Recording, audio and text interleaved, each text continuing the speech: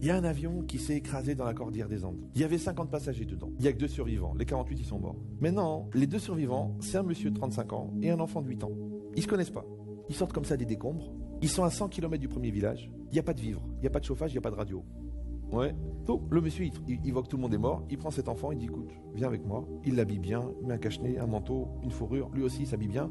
Il le prend par la main, il commence à marcher dans la neige. Alors l'enfant, il l'arrête, il dit, monsieur, excusez-moi. On est à 100 km du premier village. Il fait moins 30. Il n'y a pas de nourriture, il n'y a pas de chauffage, il n'y a pas de radio. On va mourir. À quoi ça sert de marcher? Vous avez bien la situation dans la tête, là? Oui, non, oui. Maintenant, je vous demande une question. Si vous étiez à la place de l'adulte, qu'est-ce que vous auriez dit à l'enfant?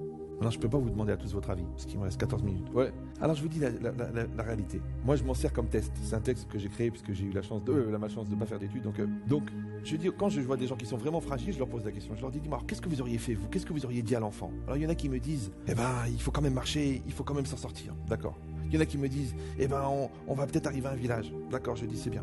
Après, il y en a qui me disent, écoutez, je sais pas quoi lui dire. Franchement, là, c'est vrai, qu'est-ce que je pourrais lui dire? Oula, celui-là, il est déjà dangereux. Après, il y a celui qui dit, il a raison, je pense qu'on va mourir. Celui-là, il faut vite l'hospitaliser tout de suite.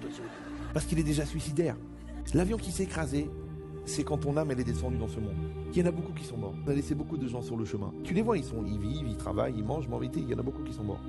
Prenez le métro le matin, ça s'appelle la nuit des morts vivants. Mais il y en a quelques-uns qui ont survécu. Il y en a un qui est jeune, il y en a un qui est vieux. Celui qui a 35 ans, c'est toi. Et celui qui a 8 ans, c'est l'enfant qui est en toi. Maintenant, si toi, tu n'es pas capable de rassurer l'enfant qui est en toi, et qu'au contraire, l'enfant qui est en toi, il te déstabilise, c'est-à-dire la victime qui est en toi, la souffrance qui est en toi, la peur qui est en toi, la dépression qui est en toi, elle déstabilise l'adulte qui est en toi, c'est dangereux. C'est pas normal.